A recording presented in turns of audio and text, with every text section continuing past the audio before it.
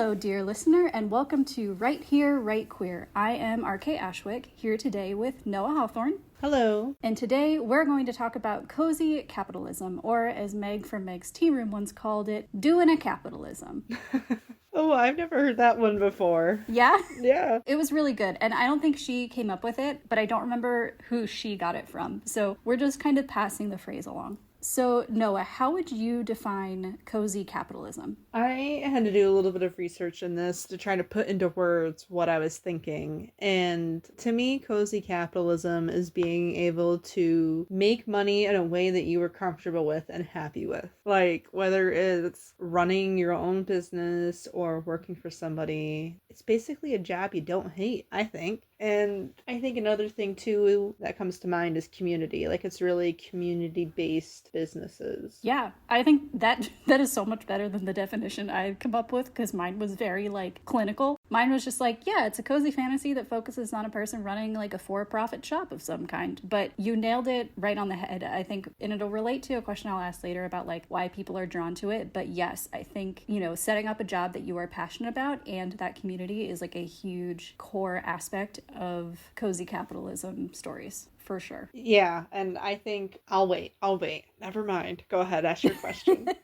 Okay, well, first, so before I get into why we're drawn to these stories, I was going to ask, do you have cozy capitalism in any of your stories? Yes, because like many other queers, I have a dream to have a bookstore with a little coffee area in there. So I was like, I just wrote this really dark and intense series. I want a really cozy story, and there's going to be a bookshop, and there'll be coffee. So yes, that's Phantom and Rook. And then in the next book, Matt's Daughter and Adrastus, the coffee shop's their hangout, but we explore different parts of the city. So we go to Primo's music shop, where he sells musical instruments, and there's also music lessons, open mic nights, things like that. I love that. I feel like I don't often see music shops in cozy fantasy stories. Well, speaking of Meg's Tea Room, I remember a video she did, and she's like, for the love of God, I love bookstores and coffee, but we need something different than bookshop stories, they're good, but we need to mix it up. So I was like, where else do you go that you really like?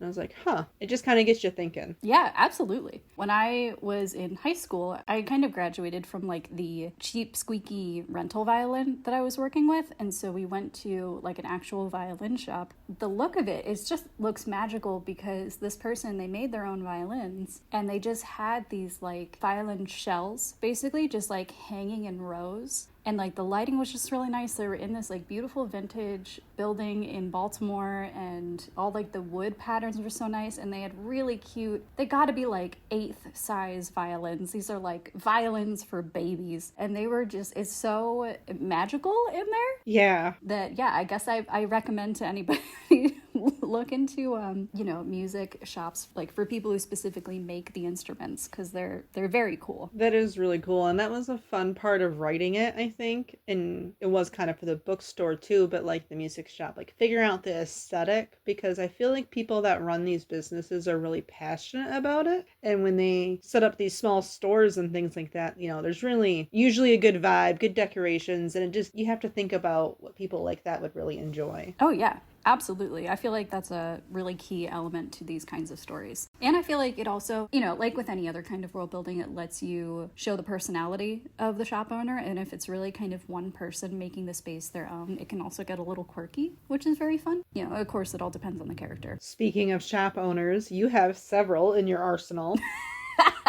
Yes, I do. So I've got Cozy Capitalism up the yin yang in Rival Most Vile, primarily about 2 rival potion shops, but the Found family is made up of all of the other merchants on the street. So we also have a wand shop, a jewelry shop, an armorer, an artificer shop, and then eventually a bakery. So that's very fun. In Rival, one owner of the potion shops, for the 2 rival potion shops, one owner has been established for many years, and the other one is opening up a potion shop right across the street from the first one. And so we deal a lot with how each potioneer runs his shop, their drive to succeed at their jobs, all of that, their shops are really a huge part of the story. And it is really interesting to see the different ways they go about it, the old traditional versus the new modern kid is how I kind of think of it, even though they're the same age.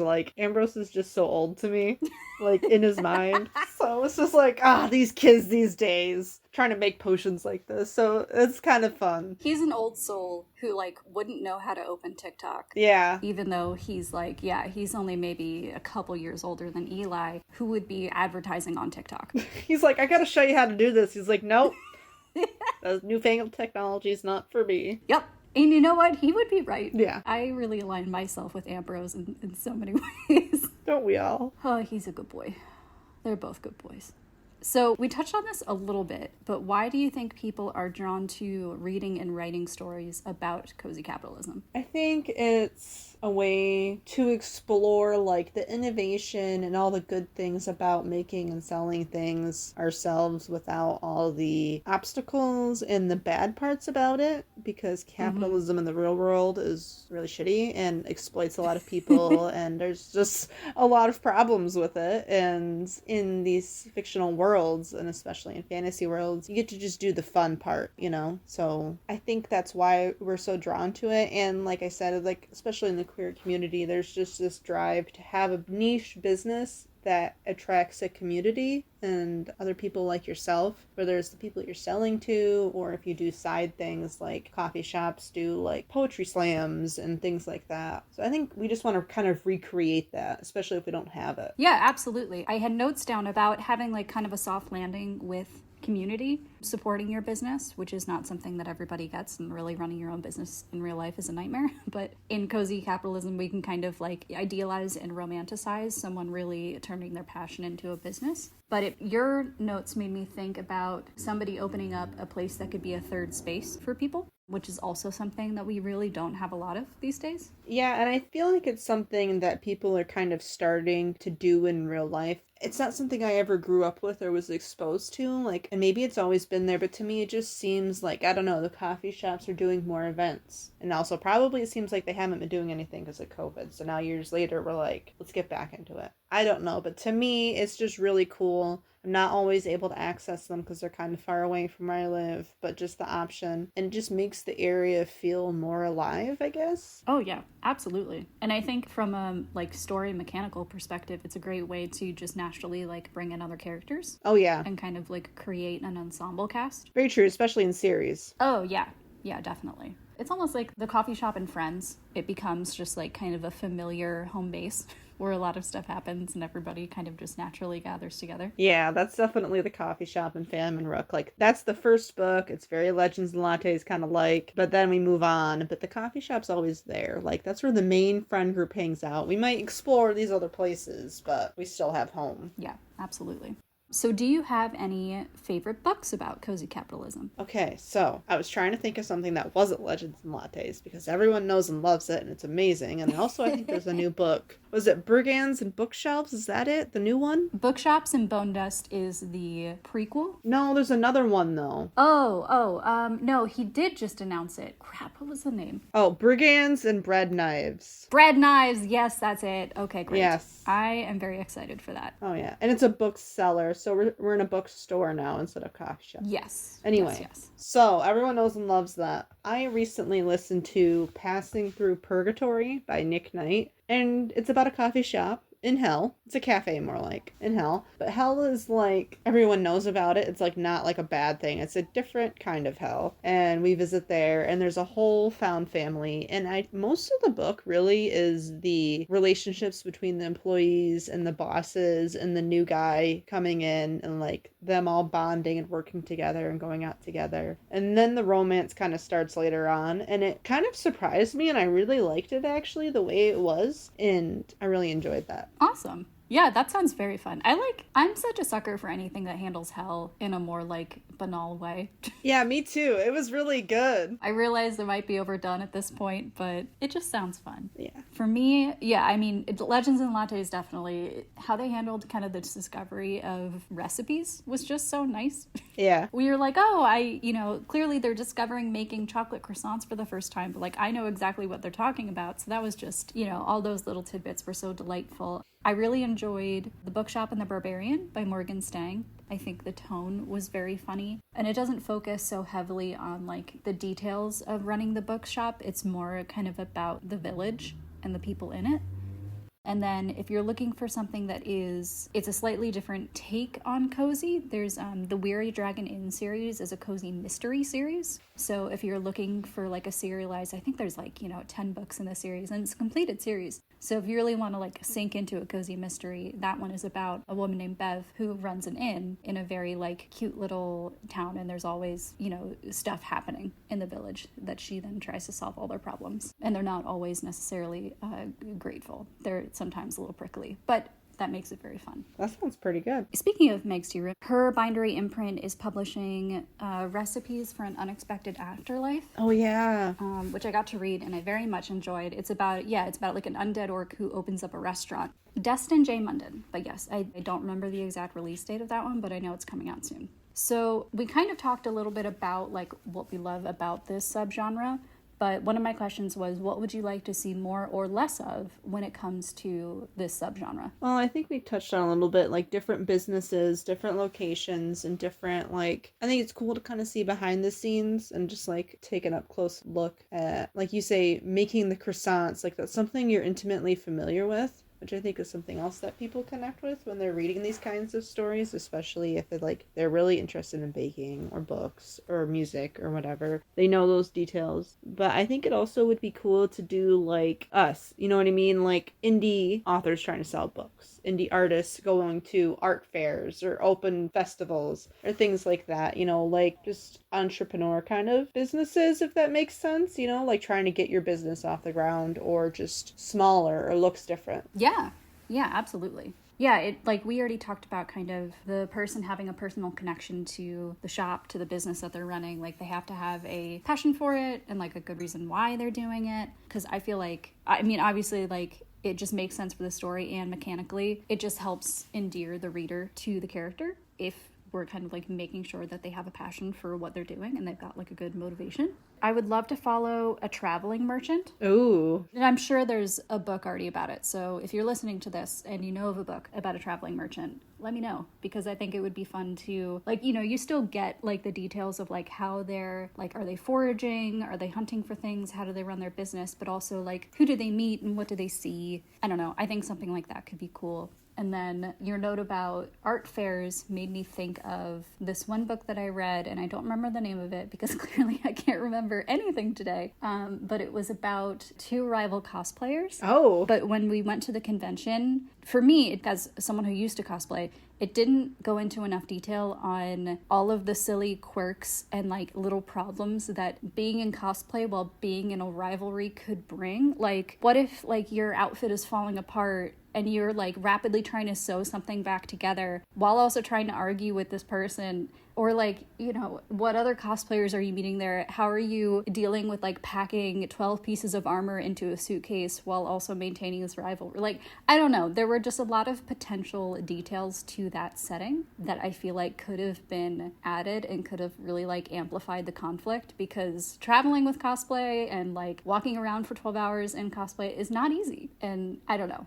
So I think immersive details would be really nice. Write what you know is important here. And if you don't know it, you should go out and at least try it before you write about it. I'm sure there would be so many cosplayers just like eager to complain about like all the various things that they've run into at conventions. Yeah. Like there's con crud, there's weird people approaching you. Like there's so much conflict happening. I'm kind of scared now. No.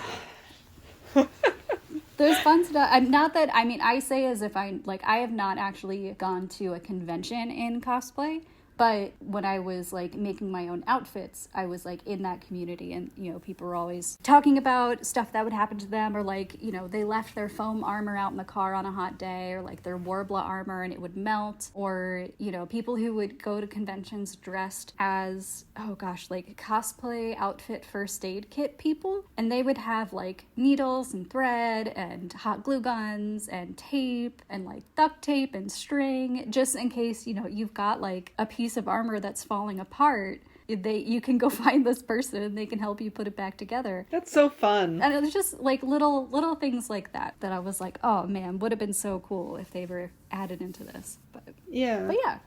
Any other thoughts for what we want to see more or less of? Just more. Yeah, just More, please. Thank Yeah. you.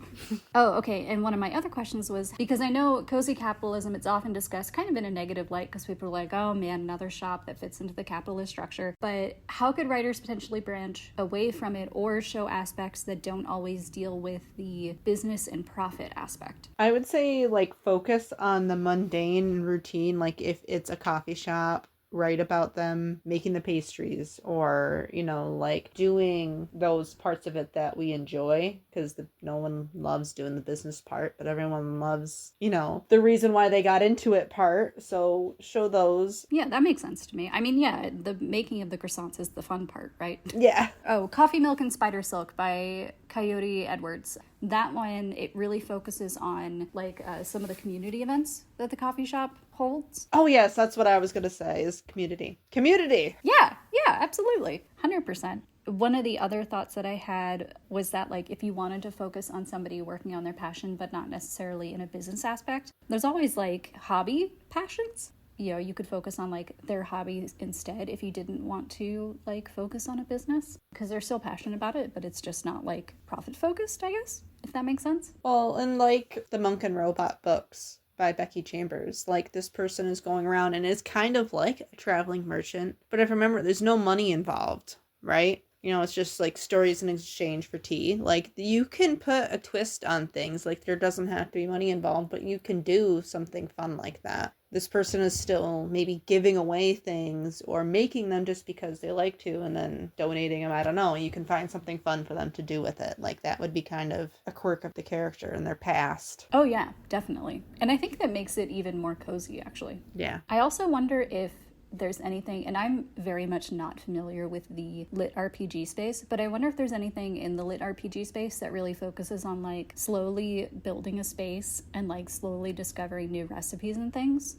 that focuses on like that aspect of it. I don't know if you know anything about this subgenre. I know almost nothing about it. All I know is I follow someone, S.L. Rowland. Yeah. Cursed Cocktails, all that stuff. I think that might be somewhere to go, maybe? I don't think Cursed Cocktails is part of his lit RPG series, but I know that he wrote lit RPG before doing Cursed Cocktails. So like he was initially known for the lit RPG series. But yeah, that's also true. I think he's one of the first people I think of when I think of lit RPG. I'm gonna have to check it out. It's like not really a genre I'm familiar with, and I feel like I should be. I feel like in terms of like the settings that cozy fantasy often like works within, they're kind of cousins, but I think like functionally they're very different. If someone's listening to this and like is like, no, you're totally wrong about lit RPG, let me know. Yell at us, yeah. If you've got traveling merchant recommendations or lit RPG recommendations, tell me, please. We need education. Yes, please educate us. Thank you.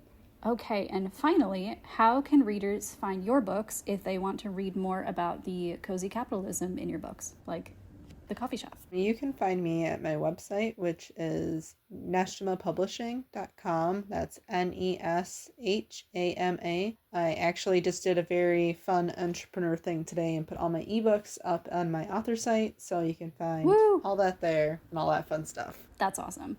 And for me, if you would like to read about Arrival Most Vile and the 2 rival potion shops that fall in love, you can find me on Instagram and TikTok at RK Ashwick Books, or on my website, rkashwick.com. And of course, for this podcast, you can find us at Right Here, Right Queer on Instagram. So yeah, thank you so much for listening, and we'll catch you at the next roundtable. Woohoo! See you later.